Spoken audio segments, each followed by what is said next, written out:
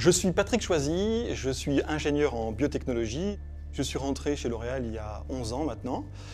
Et depuis 2 ans, je suis responsable du pôle de fermentation et bioprocédés à la recherche avancée dans le département de biotechnologie. On a déjà identifié 250 000 espèces de plantes qui donnent un potentiel d'innovation formidable. Donc il faut respecter la biodiversité et L'Oréal s'est engagé dans ce processus de préservation de la biodiversité.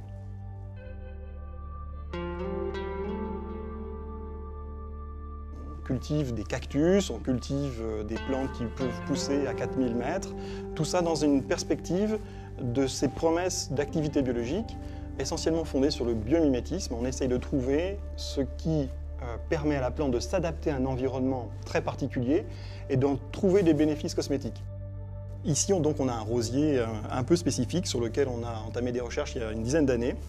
C'est un rosier complètement naturel, mais on a adopté une technologie supplémentaire qui est d'exploiter une propriété très particulière du végétal, qui est la totipotence.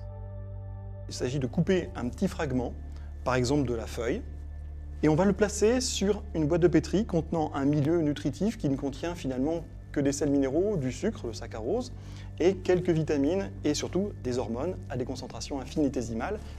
Et à partir de ça, il y a un processus de dédifférenciation, c'est-à-dire que le tissu de la feuille va être dans un mode de production d'un amas de cellules non différenciées. Donc les cellules ne vont penser qu'à une seule chose, c'est de se diviser en permanence. On va observer un bourgeonnement, un amas de cellules qui n'a pas de forme particulière, on appelle ça un cale. Et avec ce cale, on va ensuite cultiver dans un fermenteur ces cellules pour produire cet actif. L'actif le plus emblématique était un actif anti-âge, de régénération de la peau.